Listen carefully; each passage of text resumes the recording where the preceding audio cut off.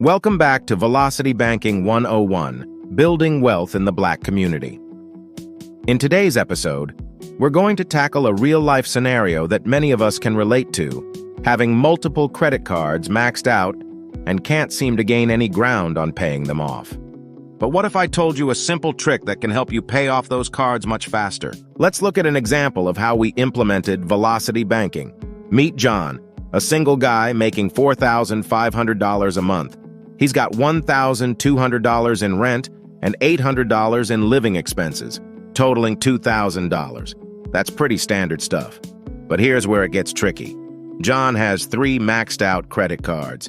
His cash flow is $2,500. Card 1 has a $4,000 balance with a $120 monthly minimum payment. Card 2 has a $3,500 balance with a $105 monthly minimum payment. Card 3 has a $2,500 balance with a $75 monthly minimum payment. That's a total of $10,000 in credit card debt, with $300 per month going just to minimum payments. All of these cards have over 20% interest rates, so most of his payments aren't even touching the principal. Ouch. So here's my suggestion for John, and for you, if you're in a similar boat. If your credit score is decent, around 650 plus, go get a personal line of credit. John qualifies for a $12,000 line at 12% interest. Much better than those 20% plus credit card APR. Now we're going to use that $12,000 as our debt tool to pay off all of his credit card balances. Boom, cards are at zero, and he's only got one monthly payment to worry about. Plus, he frees up that $300 per month he was throwing away on minimum payments. It goes straight to cash flow. Now he has a cash flow of $2,800. So in month 1, he will get paid and put his income of $4,500 towards his $10,000 balance, knocking it down to around $5,500. Throughout the month, he will pay all his expenses, which is now $1,700 because we gained $300 after moving all the credit cards to the line of credit. He will pay all expenses from his personal line of credit until the balance get back up to $7,200. The interest is calculated by taking the high of $10,000 plus the low of $5,500 and dividing by 2, then multiply that by 12% interest of the personal line of credit.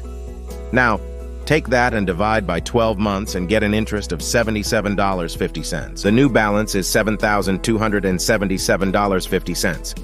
Let's take a look at what month 2 will look like for John. He will do the same thing by putting his entire income into the line of credit again. The starting balance is $7,277.50. He will get paid and deposit his $4,500 into the line. Now, when you do this, it will satisfy the line of credit's monthly payment, bringing the balance down to $2,777.50. He will then pay all his monthly expenses and slowly increase the balance to $4,477.50. The interest for month 2 is $53.28. The new balance is $4,530.78. After only 2 months, he has already cut the balance in half. Now let's look at month 3. His starting balance is $4,530.78. He will deposit his entire check of $4,500, knocking the balance down to just $30.78. He will then pay his expenses throughout the month, bringing the balance to $1,730.78. The interest for month 3 will be $22.81, bringing the new balance to $1,753.59. As you can see, his entire check of $4,500 is more than the balance owed, which means he has completely paid off the line of credit in just 3 months. That's $10,000 in credit card debt, gone in a quarter of the year. So if you're drowning in credit card debt, don't lose hope. Look into a personal line of credit as your debt tool and use it to your advantage. With a personal line of credit, you can see how smooth it is to get out of debt quickly. John can now start building wealth by taking his cash flow and invest it into winning assets. I encourage you to share this strategy so we can start to close the wealth gap in America. Don't forget to subscribe for more content about changing generational wealth. Our next episode will discuss using a home equity line of credit as a debt tool and how it can eliminate multiple credit cards, car loans, and mortgages in record time. Thanks for joining me on this journey.